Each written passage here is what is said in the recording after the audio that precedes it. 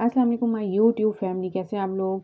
तो सबसे पहले मैं आपके साथ शेयर कर रही हूँ बहुत ही मज़ेदार सी और बहुत ही क्विक सी रेसिपी। सबसे पहले मैंने इसमें बॉयल हुए हुए चने ऐड किए हैं, उसके बाद मैंने बहुत ही मज़ेदार सी गाजर ऐड की है कट करके, खीरे ऐड किए हैं क्योंकि ये सीज़न है गाजर और टमाटर का, तो हमेशा सीज़नल वेजिटेबल यूज़ किया करें। ये टमाटर मैंने कट करके ऐड कर दिए हैं।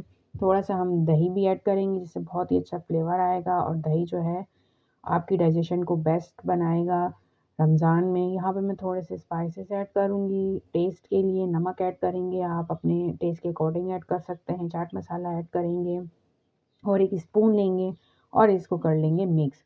फिर आप देखेंगे कितनी मज़ेदार सी ये हमारी जो अफ्तारी की रेसिपी है ना, वो बन के रेडी हुई है। तो इस रमज़ान मेरा ये चैलेंज था कि मुझे वेट लूज़ करना है, तो मैंने सोचा कि आपके साथ ये अपनी पूरी सीरीज़ शेयर करते हैं।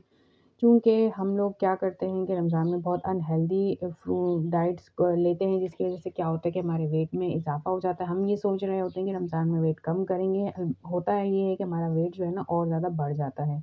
तो आप ज़रूर ट्राई करना ये रेसिपी।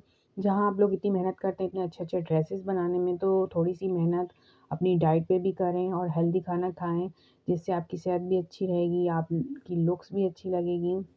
ईद पे अगर आप स्मार्ट होके वो इतने महँगे-महँगे ड्रेसेस पहनेंगे, तो क्या ही लुक आएगी आपकी ईद की। तो आप अपनी सेहत का भी ख़्याल लाज़मी रखें।